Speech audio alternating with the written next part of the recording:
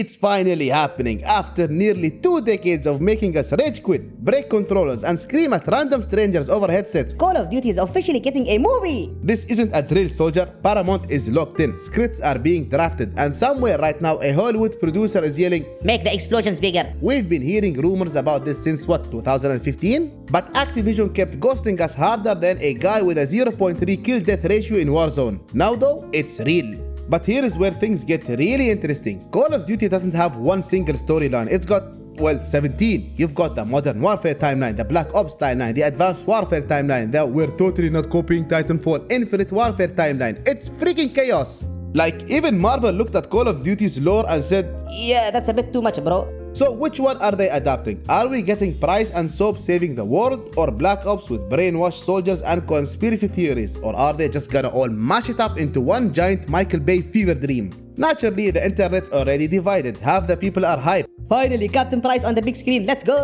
and the other half are screaming, great, another cash grab Hollywood won't understand. Myself, I am cautiously optimistic. Call of Duty has some of gaming's most iconic cinematic moments. The nuke scene in Modern Warfare, no ration in Modern Warfare 2, and Causes betrayal in Modern Warfare 2's campaign. if they lean into those, this could actually slap. But if they give us a generic tough soldier shoots bad guy movie, I'm calling in a tactical nuke on the writer's room. and let's not kid ourselves guys, if this movie hits, it's going to be massive. Call of Duty isn't just a game, it's a ritual. When Call of Duty drops every year, entire friend groups vanish, work attendance drops, relationships crumble, governments probably monitor server traffic to predict social productivity dips. It's not just a shooter, it's an event. So yeah, if Paramount nails this, they've got a box office juggernaut on their hands. But deep down, I know Activision. I can already hearing them pitch a Call of Duty movie battle pass. For just $9.99, unlock the deleted scene where Ghost actually survives. And you know what? I would freaking buy it. Now look, I am being cautiously, and the keyword here is cautiously, optimistic, because video games don't exactly have the best reputation. For every Sonic the Hedgehog that surprises everyone, we've got 3 disasters like Mortal Kombat Annihilation, Assassin's Creed, and freaking Doom. Do you guys remember Doom? Neither does The Rock, and he freaking starred in it. Historically, Hollywood just doesn't get games. They strip away the soul, crank up the explosion, and hand us something that looks like a rejected Netflix pilot. But listen, Hollywood, Call of Duty is different. You can't just toss in random explosions and expect it to land. Call of Duty has a vibe, the perfect mix of chaos, intensity, and emotional gut punches. If they screw that balance, gamers will riot harder than a Warzone lobby after a shotgun nerf. It's not enough to show tough men shooting guns, it has to feel like Call of Duty. The tension, the betrayals, the Holy crap, did that just happen? moments, that's what players love. That being said, Hollywood also has a habit of modernizing things no one asked for. Picture this, instead of Captain Price, we get Captain Bryce, a TikTok influencer turned elite commando. Or worse, they make Soap McTavish an AI robot powered by ChatGPT. Don't laugh, you know a studio executive has pitched it already. Ooh, kids love AI, right? Let's put AI in the movie. No, please, I am begging you, stop. And this is why I won't blame fans if they are nervous. Call of Duty is a cultural phenomenon, not just an IP you can lazily adapt. The writers need to live and breathe Call of Duty to make this work.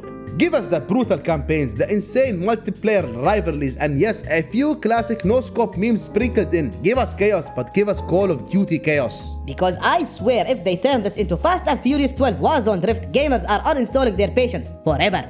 Now to ask the million-dollar question on everyone's mind. Which Call of Duty are they adapting? Because let's be honest, there are so many timelines at this point, you need a PhD in conspiracy theories to understand them all. Are they adapting Modern Warfare? Maybe Black Ops? Advanced Warfare? Zombies maybe? Or are they gonna pull a greatest hits approach and jam every fan favorite character into one movie like a sweaty lens-flared Avengers crossover? I mean, imagine this guys. Ghost, Soap, Woods, Mason, and Captain Price all in the same film. I swear I just got the shivers saying that. That's basically the end game of FPS movies. But that also sets up massive expectations. Fans aren't gonna tolerate Hollywood's close enough approach. Soap's not British. Riot! Ghost doesn't wear the skull mask. Riot! They rename Makarov Michael because focus groups didn't like the Russian vibe. Absolute chaos! If you're asking me, here is my guess. I think they will lean more into Modern Warfare. It's the safest bet. Captain Price is an icon, Ghost is already a walking meme factory, and the rebooted Modern Warfare storyline is clean enough for a wider audience to follow. Plus, it has that perfect blend of tactical ops, shady politics, and big cinematic moments Hollywood loves to oversell. But you know what I really want?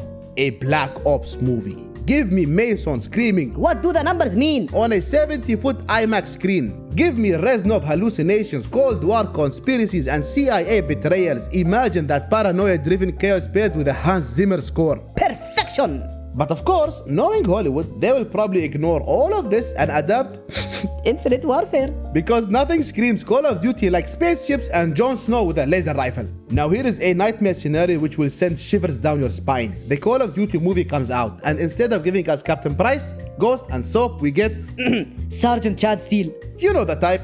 Crew cut, tragic backstory, yells let's move every 15 seconds, and somehow survives 4 helicopter crashes because While protagonist armor.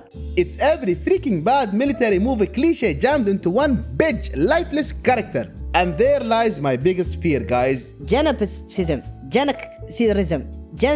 Unoriginality. Because Call of Duty's campaigns work not just because of the action, but because of the personalities. Ghost is not just cool masked sniper guy. He's sarcastic, reckless, and a little unhinged. Soap isn't just Scottish dude with a mohawk. He's loyal, hilarious, and occasionally insane. Captain Price? The man's basically the dad you wish you had. Calm, brutal, smoke cigars like oxygen. These characters are the heart of Call of Duty. Strip them away and you've just got Gun Game the movie. And unfortunately, Hollywood always has a history of missing this exact point. Remember when they adapted Max Payne and thought, Well, we don't really need the noir vibe, right? boom, flop. Or when they made Resident Evil and said, Main characters, who needs those? boom, 6-movie franchise nobody wanted. Call of Duty cannot afford to be that movie. If Paramount wants this to hit, they need to get the characters right. The accent, the attitudes, the banter mid-gunfight. That's what makes Call of Duty special. Hardcore fans want to feel like they're sitting in on a Price and Soap mission, headset buzzing, ready to preach a door. If we get anything less, I am camping Paramount's front lawn with a riot shield. let's be real here, guys, though. If Paramount wants this to work, the budget has to be insane. We're talking Avengers level funding, not We shot this in a parking lot behind a Chili's. energy. Call of Duty is famous for its over-the-top, jaw-dropping set pieces. You can't give us Price rappelling down a skyscraper with CGI that looks like it was rendered on a PlayStation 2. Think about it, we're talking about a franchise that made over $30 billion in lifetime revenue. That's bigger than most movie franchises combined. If you're adapting something that's massive, you need to show it. We're talking practical effects, real explosions, giant chaotic set pieces where helicopters are crashing while nukes go off. And somehow, Ghost's skull mask always stays perfectly white. How does he do that? If it doesn't feel bigger than life, you have failed. But here's the Hollywood trap. They'll blow half the budget on one insane explosion, And then film the rest in an abandoned warehouse with bad lighting. and the gamers, oh, they will notice. Gamers always notice. We spend hours pixel peeping at 4K textures and arguing over anti-aliasing. You think we won't notice a $12 prop gun? Please. This has to look premium. Every shot, every bullet casing, every night vision glow. If gamers don't feel like they just got flashbanged in IMAX, Paramount's losing the war before it even starts. And if Paramount tries to cheap out, oh, we'll know. And Twitter will be a nuclear wasteland within hours. Now here is a wild idea nobody's talking about. What if the Call of Duty movie leans into the multiplayer chaos? Imagine a 20-minute sequence that feels like an actual Warzone match. Planes dropping squads, looting gone wrong, one dude hiding in a bathroom with a shotgun while his buddy yells, Revive me, bro. absolute cinematic gold.